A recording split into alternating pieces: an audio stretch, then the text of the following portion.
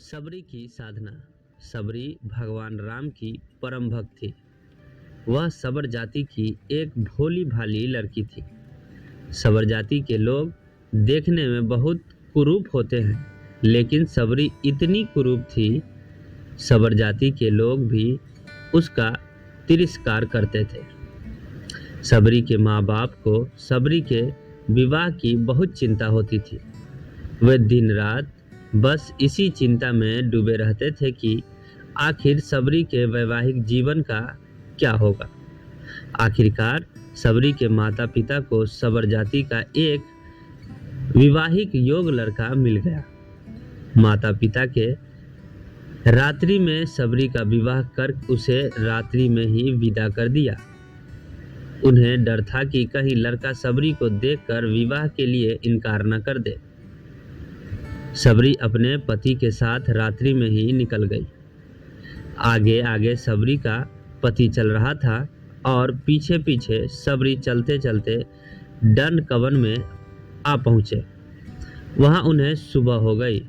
लड़के ने सोचा, देखूं तो सही में मेरी बीवी दिखती कैसी है। लड़के ने पीछे मुड़कर देखा तो सबरी की कुरूपता देखकर वह डर गया। उसे लगा यह कोई राक्षस कुल की है जो मुझे यहीं खा जाएगी। यह सोचकर लड़का सबरी को छोड़कर वहीं भाग गया। अब सबरी डनकवन में अकेली रह गई। वह पीहर से तो आ गई थी, लेकिन उसे अपने ससुराल का कोई पता न था। अब सबरी जाए तो जाए कहाँ। डनकवन में रहने वाले ऋषि सबरी को अछूत मानकर उसका तिरस्कार करने लगे। उसी वन में मतंग नाम के एक ऋषि महात्मा रहते थे। मतंग ऋषि को सबरी को देखकर उस पर दया आ गई।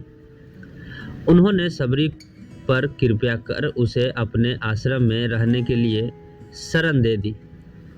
दूसरे ऋषि मुनियों ने जब यह सब देखा तो उन्होंने इस बात का बहुत विरोध किया कि उन्होंने एक कुरूपता और अछूत जाति की लड़की को अपने आश्रम में शरण दे दी है।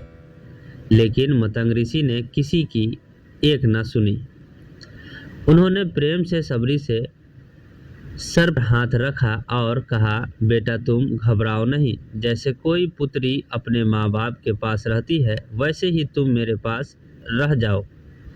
सबरी अब खुशी खुशी मतंग ऋषि के आश्रम में रहने लगी।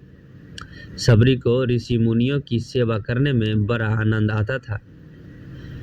सब ऋषि मुनि सबरी का तिरस्कार करते थे, इसलिए सबरी छिप छिप कर उनकी सेवा किया करती थी। रात में जब सब सो जाया करते थे तो सबरी रात में ऋषियों के स्नान के लिए पंपा सरोवर जाने वाले रास्ते को जाकर बुहार देती थी।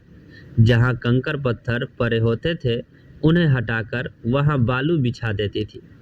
ऋषियों के लिए ईंधन लाकर रख देती थी। अगर कोई सबरी को देख लेता तो वह वहाँ से डर के मारे भाग जाते थे। उसे डर था कि कहीं मेरी छाया ऋषि मुनियों पर पड़ गई तो वह अछूत हो जाएंगे। बस इसी बात प्रकार ऋषि मुनियों की सेवा में उसका समय बीतता गया। आखिर एक दिन वह समय भी आ पहुंचा जो सबके लिए अनिवार्य है। मतंग ऋषि का समय छूटने का आ गया था। जैसे माँ बाप के मरते समय बालक रोता है, वैसे ही सबरी भी फूट फूट कर रोने लगी। रोने के सिवा वह कर भी क्या सकती थी। मतंग ऋषि ने सबरी को अपने पास बुलाया और कहा, बेटा तुम चिंता न करो, एक दिन तुम्हारे पास भगवान राम आएंगे। बस इतना कहकर मतंग ऋषि शरीर छोड़कर चले गए। अब सबरी दिन रात भगवान राम की प्रतीक्षा करने लगी। रात में किसी जानवर के चलने से पत्ते खरखराहट भी होती तो सबरी बाहर आकर देखने लगती कहीं भगवान राम तो नहीं आ गए। वह प्रतिदिन कुटिया के बाहर पुष्प बिछाती और तरह तरह के फल लाकर रख देती थी। फलों में भी बढ़िया बढ़िया फल राम जी के लिए रख देती थी।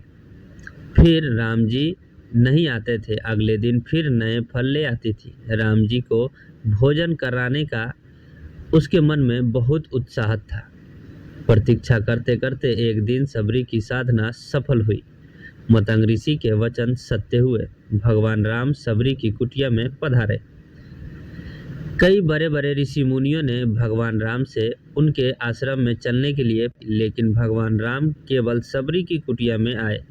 जैसे सबरी को भगवान राम से मिलने की तीव्र इच्छा थी, ठीक वैसे ही भगवान राम को सबरी से मिलने की उत्साह था। भगवान राम सबरी की कुटिया में पहुँचे। सबरी के आनंद का सीमा न रहा। वह भगवान के चरणों में लिपट गई। जल लाकर उसे भगवान के चरणों धोए और आसन बिछाकर भगवान को बिठाया। फल लाकर सबरी ने भगवान के सामने रखे और प्रेम पूर्वक उनको खिलाने लगी। तो अच्छा लगा कहानी तो प्लीज़ चैनल को सब्सक्राइब